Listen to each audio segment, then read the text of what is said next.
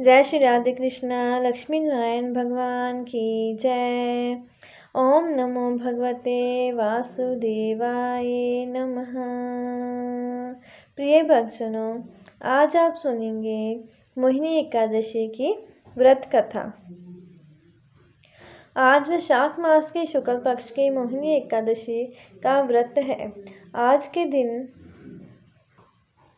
भगवान विष्णु ने देवताओं को असुरों से मुक्ति दिलाने के लिए मोहिनी अवतार लिया था, इसलिए इस एकादशी का नाम मोहिनी एकादशी पड़ा। प्रिय भक्तजनों, इस दिन भगवान विष्णु के मोहिनी रूप की पूजा की जाती है।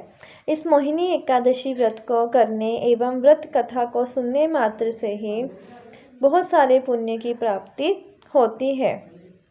ये एकादशी मोह माया के बंधन से मुक्ति दिलाती है। इस व्रत को करने से परिवार में सुख शांति और समृद्धि आती है तथा पितृदोष से मुक्ति मिल जाती है। तो सुनते हैं मोहिनी एकादशी की व्रत कथा।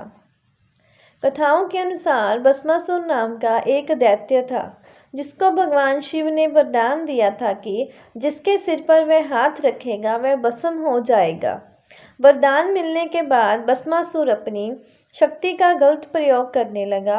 वह स्वयं भगवान शिव को भस्म करने निकल पड़ा और यह देखकर भगवान शिव ने एक सुंदर स्त्री मोहिनी का रूप धारण किया और भस्मासुर को आकर्षित करके उसे नृत्य के लिए प्रेरित किया। भस्मासुर मोहिनी की तरह नृत्य करने लगा और सही मौका देखकर मोहिनी रूप में भगवान विष्णु जी ने अपने सिर पर हाथ रखा, जिसकी नकल भस्मासुर ने भी की। अपने ऊपर हाथ रखकर हुए भस्मासुर अपने ही वरदान से भस्म हो गया। विष्णु पुराण में ऐसा उल्लेख है कि एक बार विष्णु भगवान की सलाह पर देवता और दैत्य ने मिलकर समुद्र मंथन का निर्माण किया और मंथन के दौरान समुद्र से 14 रत्न प्रकट हुए, जैसे कि लक्ष्मी जी, कौस्तुमणि, कल्प वृक्ष, मदिरा, अमृत, कलशधारी, भगवान, धन्वंतरी, अप्सरा, उच्च श्रवा नामक घोड़ा, विष्णु जी का धनुष, शंख, विष, कामधेनु, चंद्रमा, ऐरावत हाथी इत्यादि शामिल थे। मंथन के दौरान जैसे ही भगवान धन्वंतरी अमृत कलश लेकर प्रकट हुए, वैसे ही देवता और दैत्य में उसे प्राप्त करने की होड़ मच गई। अमर होने की चाहत में देवता और दैत्यों के बीच अमृत कलश को लेकर युद्ध की स्थिति बन गई। दैत्यों और देवताओं के बीच युद्ध होता देखकर भगवान विष्णु को चिंता हो गई। वे जानते थे कि अगर अमृत कलश दैत्यों को प्राप्त हुआ तो वे अमर होकर धरती पर हाहाकार मचाएंगे। इसलिए भगवान विष्णु मोहिनी रूप धारण करके समुद्र से प्रकट हुए, जिसे देखते ही दैत्य उन पर मोहित हो गए। बड़े बड़े नैन, कोमल अंग, रतनजित श्रवण मंडित आभूषण, विलक्षण परिधान धारण किए हुए मोहिनी रूप ने सभी दैत्यों का मन मोह लिया। जिसके बाद दैत्यों ने मोहिनी के हाथ से अमृत पान की इच्छा जाहिर की। विष्णु भगवान मोहिनी ने दैत्यों की बात मान ली। मोहिनी ने सबसे पहले देवों को अमृत पान कराना शुरू किया और इसी बीच एक चतुर दैत्य मोहिनी का सत्य जान गया। वह चुपचाप देवों का रूप धारण करके देवताओं की पंक्ति में जाकर बैठ गया। अमृतपान कराते समय मोहिनी अवतार धारण भगवान श्री हरि विष्णु दैत्य को पहचान गए और अपने सुदर्शन चक्र से उसका शीश अलग कर दिया, लेकिन तब तक अमृत की कुछ बूंदें दैत्य के गले के नीचे उतर चुकी थी, जिससे वह अमर हो गया। राहु के नाम से उसका सिर और केतु के नाम से उसका धड़ प्रसिद्ध हुआ। तो फिर इसके दूसरे दिन यानी कि द्वादशी तिथि को भगवान विष्णु ने उस अमृत की रक्षा के लिए मोहिनी रूप अवतार लिया था। त्रयोदशी को भगवान विष्णु ने सभी देवताओं को अमृत पान कराया था। इसके बाद चतुर्दशी तिथि को देव विरोधी दैत्यों का संहार किया गया था और पूर्णिमा के दिन समस्त देवताओं को उनका साम्राज्य मिला था। यही कारण है कि इन 5 दिनों तक भगवान विष्णु की पूजा करने से सभी परेशानियां और कष्टों का निवारण होता है। इसके बाद ही एकादशी का पुण्य फल प्राप्त होता है। तो ये थी मोहिनी अवतार की कथा। बोलिए विष्णु भगवान की जय। अब सुनते हैं मोहिनी एकादशी व्रत की एक और पौराणिक कथा। हस्तिनापुर के आकाश में आज दिव्य नाद हो रहा है। महाराज युधिष्ठिर राजसभा में प्रभु श्री कृष्ण के स्वागत को आतुर हैं। तभी प्रभु श्री कृष्ण का रथ स्वर्ण में आभा से मंडित होकर सभा के द्वार पर आकर रुकता है। रथ के पहिए पृथ्वी को चूमते हैं और प्रभु के श्री चरणों के स्पर्श से समस्त सभा पवित्र हो जाती है। युधिष्ठिर महाराज अत्यंत ही श्रद्धा से पूछते हैं, हे श्री कृष्ण, आप कृपया मोहिनी एकादशी की महिमा सुनाने की कृपा करें। तब श्री कृष्ण भगवान कहते हैं, राजन, यह व्रत मोह को हरने वाला, पापों को जलाने वाला और पुण्य फल देने वाला है। आइए इससे पहले कि कथा शुरू करें, प्रिय भक्तजनों, बोलिए विष्णु भगवान की जय। धर्मराज युधिष्ठिर कहने लगे, हे कृष्ण, वैशाख मास के शुक्ल पक्ष की एकादशी का क्या नाम है तथा उसकी कथा क्या है? इस व्रत की विधि क्या है? ये सब मुझे विस्तार पूर्वक बताइए। तब भगवान श्री कृष्ण कहने लगे, हे धर्मराज, जब सीता जी के वनवास के बाद रामचंद्र जी बहुत व्यथित थे, तब उन्होंने वशिष्ठ जी से पूछा कि हे गुरुदेव, मुझे कोई ऐसा व्रत बताइए जिससे समस्त दुखों, संतापों और पापों का क्षय होकर मेरे हृदय को शांति मिले। उस समय महर्षि वशिष्ठ जी ने जो कथा कही थी वह मैं तुम्हें सुनाता हूँ। महर्षि वशिष्ठ जी बोले, हे राम, आपने बहुत सुंदर प्रश्न किया है। आपकी बुद्धि अत्यंत शुद्ध तथा पवित्र है। यद्यपि आपका नाम स्मरण करने मात्र से मनुष्य पवित्र और शुद्ध हो जाता है, तो भी लोकहित में यह प्रश्न अच्छा है। वैशाख मास में जो एकादशी आती है उसका नाम मोहिनी एकादशी है। इसका व्रत करने से मनुष्य सब पापों तथा दुखों से छुटकर मोह जाल से मुक्त हो जाता है। मैं इसकी कथा कहता हूँ, ध्यान पूर्वक सुनो। सरस्वती नदी के तट पर भद्रावती नाम की एक नगरी में दतिमान नामक चंद्रवंशी राजा राज्य करता था। वह धन धान्य से संपन्न और पुण्यवान धनपाल नामक वैश्य भी रहता था।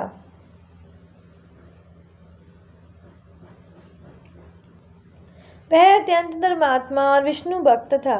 उसने नगर में अनेक भोजनालय, प्यायु, कुएं, सरोवर, धर्मशाला आदि बनवाए थे। सड़कों पर आम, जामुन, नीम आदि के अनेकों वृक्ष लगवाए थे। उसके 5 पुत्र थे, जिनका नाम है सुमना, सद्बुद्धि, मेधावी, सुकृति और दुष्ट बुद्धि। इनमें से 5वां पुत्र दुष्ट बुद्धि महापापी था। वह पितृ आदि को नहीं मानता था। वह वैश्य, दुराचारी, मनुष्यों की संगति में रहकर जुआ खेलता था और पर स्त्री के साथ भोग विलास करता तथा मद्य मांस का सेवन करता था। इसी प्रकार अनेकों कुकर्मों में वह पिता के धन को नष्ट करता रहता था। पुत्र के कुकर्मों से परेशान होकर एक दिन धनपाल ने दुष्ट बुद्धि को घर से निकाल दिया।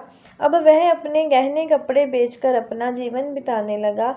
जब उसके पास कुछ भी नहीं रहा, तब बुरे कर्मों में साथ देने वाले उसके मित्रों ने भी उसे छोड़ दिया और वह भूख प्यास से परेशान धनपाल के पुत्र ने चोरी का रास्ता अपना लिया। लेकिन वह चोरी करते हुए जब पकड़ा गया, तब उसे राजा के सामने प्रस्तुत किया गया। लेकिन वैश्य का पुत्र जानकर राजा ने उसे चेतावनी देकर जाने दिया और इसके बाद दुष्ट बुद्धि के सामने चोरी के अलावा कोई रास्ता ही नहीं बचा था। तो उसने फिर से चोरी की और जब वह दूसरी बार पकड़ा गया तो राजा ने उसे कारागार में डाल दिया, जहां उसे बहुत दुख दिए गए और बाद में उसे नगर से बाहर निकाल दिया गया। नगर से निकालने के बाद दुष्ट बुद्धि वन में चला गया। वहां वह पशु पक्षियों का शिकार करके अब उन्हें मारकर खाने लगा और कुछ समय के बाद वह बहेलिया बन गया। एक दिन दुष्ट बुद्धि भूख और प्यास से व्याकुल होकर खाने की तलाश में ऋषि कौंडिन्य के आश्रम में पहुंच गया। उस समय वैशाख का मास चल रहा था और ऋषि गंगा स्नान करके आ रहे थे। उनके भीगे वस्त्रों के छींटे उस पर पड़ने से उसे कुछ सद्बुद्धि की प्राप्ति हुई। वह कौंडिन्य मुनि से हाथ जोड़कर कहने लगा, हे मुनि, मैंने जीवन में बहुत से पाप किए हैं। आप इन पापों से छूटने का कोई बिना धन का उपाय बताइए। उसके दीन वचनों को सुनकर मुनि कौंडिन्य ने प्रसन्न होकर कहा कि तुम वैशाख मास के शुक्ल पक्ष की मोहिनी एकादशी का व्रत करो, इससे समस्त पाप नष्ट हो जाएंगे। मुनि के वचन सुनकर वह अत्यंत प्रसन्न हुआ और उनके द्वारा बताई गई विधि के अनुसार उसने व्रत किया। हे राम, इस व्रत के प्रभाव से उसके सभी पाप नष्ट हो गए और अंत में वह गरुड़ पर बैठकर श्री विष्णु लोक को गया। इस व्रत से मोह आदि सभी नष्ट हो जाते हैं। संसार में इस व्रत से बढ़कर कोई श्रेष्ठ व्रत नहीं है। इसके महात्म्य को पढ़ने से अथवा सुनने से 1000 गोदान का फल प्राप्त होता है। मोहिनी एकादशी की ये कथा वैशाख मास के दान का पुण्य देने में सक्षम है, इसलिए हर मनुष्य को ये व्रत अवश्य रखना चाहिए और इस कथा का पाठ भी करना चाहिए। कथा का सार यही है कि प्राणी को सदैव संत जनों का संग करना चाहिए और संतों की संगति से मनुष्य न केवल सद्बुद्धि प्राप्त करता है अपितु उसके जीवन का उद्धार हो जाता है। पापियों की संगत प्राणी को गैर नरक में ले जाती है। कथा का समापन करते हुए बोलिए विष्णु भगवान की जय। तो भगवान श्री कृष्ण ने युधिष्ठिर महाराज से कहा, हे राजन, इस व्रत का पालन करने से समस्त पापों से मुक्ति मिल जाती है। ऐसा कहकर उन्होंने अपना आशीर्वाद प्रदान किया और अपने शुभ रथ पर सवार होकर धीरे धीरे अंतर्ध्यान हो गए। तब युधिष्ठिर महाराज हाथ जोड़कर उनके श्री चरणों में नतमस्तक हो गए और उनके बताए मार्ग पर चलने का संकल्प किया। ऐसे ही मोहिनी एकादशी व्रत की महिमा, जो व्यक्ति अपने जीवन में एक बार भी एकादशी व्रत धारण करता है वह सभी मोह माया के बंधनों से मुक्त होकर अंत में भगवान के वैकुंठ लोक को प्राप्त हो जाता है। अब सुनते हैं ग्यारस माता की कथा, क्योंकि एकादशी के व्रत में ग्यारस माता जी की कथा भी अवश्य सुननी चाहिए। भगवान श्री हरि विष्णु की साक्षात शक्ति है। जिस शक्ति ने उस असुर का वध किया जिससे भगवान भी जीत पाने में असमर्थ थे, उस शक्ति के आगे भला मनुष्य के पाप रूपी असुर कैसे टिक सकते हैं। जिस शक्ति ने देवताओं के कष्ट को हरकर उन्हें सुख दिया, वह प्राणी मात्र को क्या नहीं दे सकती। सुख, समृद्धि, शांति और मोक्ष समस्त सुख सहज ही प्राप्त हो जाते हैं। ग्यारस माता की भक्ति में इतनी शक्ति है कि जिसके प्रभाव से मनुष्य को सहज ही सभी प्रकार के सुख प्राप्त होते हैं और अंत समय में मोक्ष की प्राप्ति होती है। ग्यारस माता की कथा के अनुसार सतयुग में मुर नामक एक भयंकर दैत्य था। वह बड़ा बलशाली और भयानक था। उस भयानक और प्रचंड शक्तिशाली दैत्य ने इंद्र आदि, वसु, वायु, अग्नि आदि समस्त देवताओं को पराजित करके स्वर्ग से भगा दिया। तब इंद्र सह सब देवताओं ने भयभीत होकर भगवान उमापति बोले शंकर को अपने दुखों का कारण और उसे भयानक दैत्य का वृत्तांत सुनाया। देवता हाथ जोड़कर बोले, हे कैलाशवासी अविनाशी, मुर दैत्य के भय से भयभीत होकर समस्त देवी देवता बेचैन हुए मृत्यु लोक में मारे मारे फिर रहे हैं। समस्त सुर समाज को बेचैन देखकर और उनकी अनन्य विनय सुनकर भगवान भोले भंडारी बोले, हे देवताओं, तीनों लोकों के स्वामी और भक्तों के समस्त दुखों का विनाश करने वाले भगवान विष्णु की शरण में जाओ, वह ही तुम्हारे इस महान कष्ट का निवारण करेंगे। भगवान शिवजी की यह बात सुनकर इंद्र आदि समस्त देवता एकत्रित होकर क्षीर सागर, यहाँ शेषनाग की सैया पर भगवान कमलापति शयन कर रहे थे, वहाँ जा पहुँचे। वहां पहुंचकर भगवान विष्णु को सोते हुए देखकर सभी देवता हाथ जोड़कर और नतमस्तक होकर स्तुति तथा विनती करने लगे। देवताओं ने कहा, हे शंख, चक्र, गदा, पद्म तथा वनमालाओं से अलंकृत देवादिदेव, हे देवताओं द्वारा स्तुति करने योग्य आपको कोटि कोटि प्रणाम है। हे सूर नर मुनि जन की रक्षा करने वाले महाप्रभु, आपको बारंबार नमस्कार है। हे दया के धाम प्रभु, आप हमारी रक्षा कीजिए। दैत्यों से भयभीत होकर हम आपकी शरण आए हैं। आप ही समस्त ब्रह्मांड के कर्ता धर्ता और माता पिता हैं। आप ही उत्पत्ति और पालन करता तथा संहार करने वाले और सबको शांति प्रदान करने वाले हैं। आकाश और पाताल भी आप ही हैं। आप ही हम सबके पितामह सूर्य, चंद्र, अग्नि, वायु, ब्रह्मा, हव्य, कव्य, मंत्र, तंत्र, यज्ञमान, यज्ञ कर्म करता और भोक्ता भी आप ही हैं। आप सर्वव्यापक हैं। आपके अतिरिक्त चर अचर कुछ भी नहीं है। हे महाप्रभु, दैत्य मुर ने हमें पराजित करके स्वर्ग से भगा दिया। हम सब देवता इधर उधर मारे मारे फिर रहे हैं। सो हे मधुसूदन, आप उन दैत्यों से हम सब की रक्षा कीजिए, रक्षा कीजिए। देवताओं की यह विनती सुनकर भगवान कमलापति बोले, हे सुरों, ऐसा मायावी दैत्य कौन है? उसमें ऐसा कितना बल है? वह किसके आश्चर्य है तथा वह कहाँ रहता है? ये सब मुझसे कहो। भगवान विष्णु की ये बात सुनकर देवराज इंद्र बोले, हे प्रभु, प्राचीन काल में नाड़ी चंद नाम का एक राक्षस था। उसी का पुत्र महाबलशाली, महाप्रकर्मी, विश्वविख्यात मूर नाम का दैत्य है। वह चंद्रावती नामक नगरी में रहता है।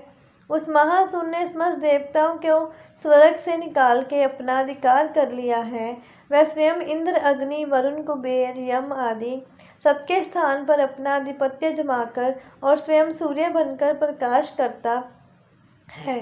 हे असुर निकंदन, उस दैत्य का संहार करके हम सब देवताओं की रक्षा कीजिए। हम सब आपकी शरण में हैं। इंद्र के ये वचन सुनकर भगवान कमलापति बोले, हे देवताओं, तुम घबराओ मत। मैं शीघ्र ही तुम्हारे शत्रु का संहार करूंगा। तुम सब अब चंद्रावती नगर को चलो। समस्त देवताओं सहित भगवान विष्णु भी चंद्रावती नगर को चल दिए। उस समय दैत्यराज मुर दैत्य सेना सहित युद्ध भूमि में बड़े अभिमान से गरज रहा था। उस महादैत्य की घोर गर्जना को सुनकर सब देवता भयभीत होकर चारों दिशाओं में भाग खड़े हुए। ये देखकर स्वयं भगवान विष्णु रणभूमि में पहुंच गए। भगवान कमलापति को रणभूमि में देखकर दैत्य दल ने नाना प्रकार के अस्त्र शस्त्रों से भगवान विष्णु पर प्रहार किया। भगवान ने ये देखकर अपने तीखे बाण छोड़े, जो नागों की तरह से लहराते हुए जाकर दैत्यों के अंगों को बीधने लगे। सभी दैत्य उनके हाथों से मारे गए। केवल दैत्यराज मोर ही जीवित बचा था। दैत्यराज मोर अविचल भाव से भगवान के साथ युद्ध करता रहा। ये देखकर सुर समाज अत्यंत बेचैन होने लगा। भगवान जो भी तीक्ष्ण बाण उसके शरीर में मारते, वे उसके अंगों में पुष्पों के समान लगते थे। शस्त्रों से उस महादैत्य का शरीर छिन्न भिन्न हो गया, परंतु वह फिर भी युद्ध करता रहा। उसके बाद भगवान और दैत्य का मल्ल युद्ध होने लगा। इस प्रकार 10,000 वर्ष तक दोनों का युद्ध हुआ, परंतु वह महाबली दैत्य फिर भी पराजित नहीं हुआ। तब भगवान उस मूर दैत्यों से लड़ते लड़ते थक गए और बद्रिका आश्रम को चले गए। वहाँ पर हेमवती नाम की एक सुंदर गुफा थी। विष्णु भगवान उस गुफा में विश्राम करने लगे। वह गुफा 12 योजन लंबी और उसका एक ही द्वार था। दैत्यराज मुर भी भगवान का पीछा करते हुए उस गुफा में पहुंच गया। वह दैत्य भगवान विष्णु को सोया देखकर उन्हें मारने के लिए उद्यत हुआ। वह अभी मारने का प्रयत्न कर ही रहा था कि उसी क्षण विष्णु भगवान के शरीर में से एक अति तेजस्वी तथा अत्यंत प्रभावशाली कन्या अस्त्र शस्त्र धारण किए हुए उत्पन्न हुई। उस कन्या के बल पर पराक्रम को देखकर आश्चर्यचकित हुआ मुर उसके साथ युद्ध करने लगा। उस कन्या के युद्ध कौशल, पराक्रम तथा वीरता को देखकर दैत्य ने विचार किया कि इस कन्या को इतना भयानक युद्ध करना किसने सिखाया है? ये तो बड़ा भयंकर युद्ध करती है। वह अभी विचार कर ही रहा था कि उस प्रभावशाली देवी ने ऐसा बाण मारा कि दैत्यराज का रथ टूटकर चूर चूर हो गया। देवी ने उसके अस्त्र शस्त्रों को काटकर टुकड़े टुकड़े कर दिया। अब वह भयानक दैत्यराज मुर मल्ल युद्ध करने लगा, परंतु देवी ने धक्का मारकर उसे मूर्छित कर दिया। जब वह दैत्य मूर्छा से जागा तो उस कन्या ने उसका सिर काट डाला। इस प्रकार वह दैत्य तो पृथ्वी पर गिरकर मृत्यु को प्राप्त हुआ और बाकी दैत्य भयभीत होकर पाताल लोक को भाग गए। जब भगवान विष्णु की निद्रा टूटी तो उन्होंने मुर दैत्यों के कटे हुए सिर तथा दोनों हाथ जोड़कर खड़ी हुई एक कन्या को देखा। भगवान उस कन्या से पूछने लगे, हे देवी, जिस दैत्य के भय से इंद्र आदि सब देवता भयभीत होकर स्वर्ग को छोड़कर भाग गए थे, उसको किसने मारा है? मैं कन्या कहने लगी, भगवान, जब आप निद्रा में थे तब यह दैत्य आपको मारने के लिए उदित हुआ था उस समय आपके शरीर से उत्पन्न होकर मैंने इस दैत्य का वध किया है। यह सुनकर भगवान बोले, हे देवी, तुमने इस दैत्य को मारकर देवताओं का महान उपकार किया है, अतः तुम इच्छा अनुसार वर मांगो। तब वह देवी बोली, भगवान, यदि आप मुझे वरदान देना ही चाहते हैं तो यह दीजिए कि जो मेरा व्रत करे उसके सब पाप नष्ट हो जाएं और वह अंत में मोक्ष को प्राप्त हो। रात्रि को भोजन करने वाले को आधा फल और एक बार भोजन करे उसका भी आधा फल प्राप्त हो। जो मनुष्य भक्ति पूर्वक मेरे व्रत को करे वह निश्चय ही आपके लोक को प्राप्त हो। जो कोई मेरे व्रत में एक बार भी भोजन ना करे उसको धर्म, धन और मुक्ति प्राप्त हो। भगवान ने कहा, हे कल्याणी, ऐसा ही होगा। मेरे और तुम्हारे भक्त एक ही होंगे और वे जीवन में सभी सुखों को प्राप्त करेंगे। अंत में मेरे लोक को प्राप्त होंगे, क्योंकि तुम एकादशी को उत्पन्न हुई हो, अतः तुम्हारा नाम एकादशी होगा। तुम मुझे सब तिथियों से प्रिय हो, इस कारण तुम्हारे व्रत का फल सभी तीर्थों से अधिक फलदायी होगा। भगवान के ऐसे उत्तम वचनों को सुनकर वह देवी अत्यंत प्रसन्न हुई। ऐसा कहकर भगवान श्री हरि विष्णु उसी स्थान पर अंतर्ध्यान हो गए।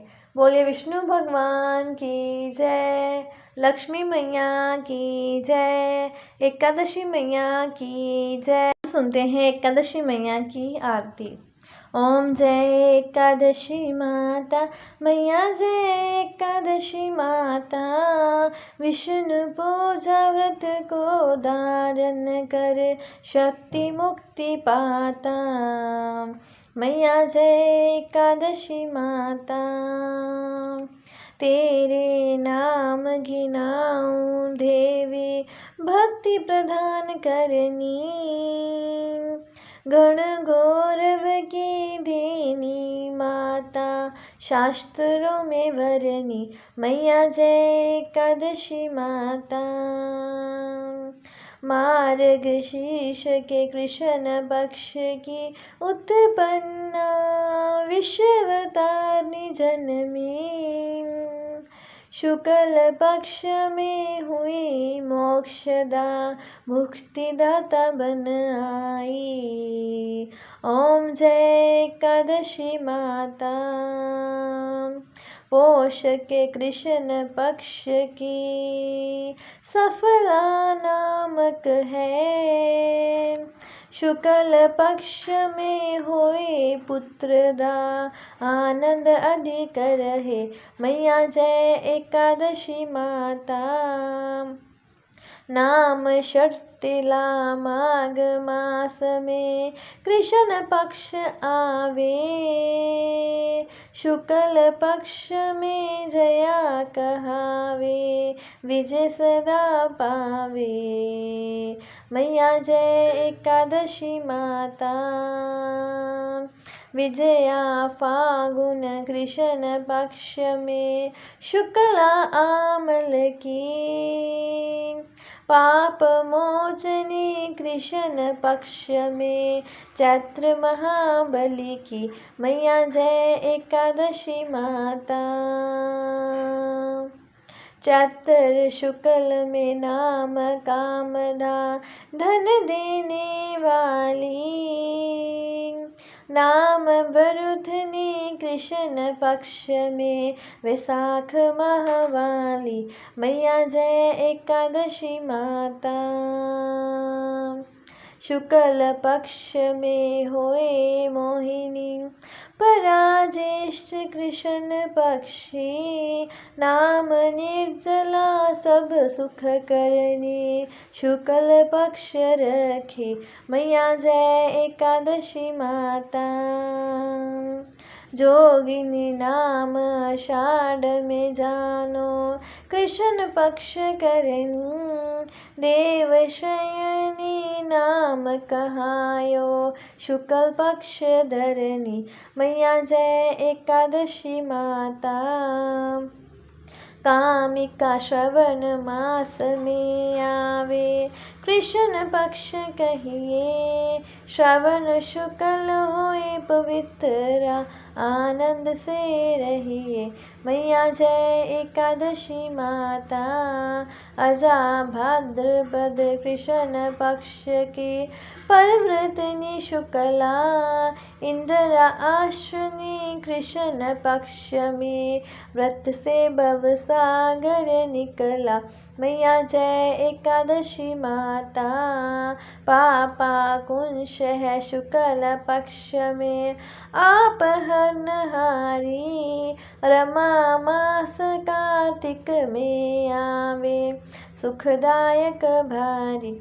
मैया जय एकादशी माता, देवो तथानि शुक्ल पक्ष की दुख नाशक मैया, पावन मास में करो विनती पार करो नैया। मैया जय एकादशी माता, परमा कृष्ण पक्ष में होती जन मंगल करनी, शुक्ल पास में होई पद्मिनी दुख दरिद्र हरनी।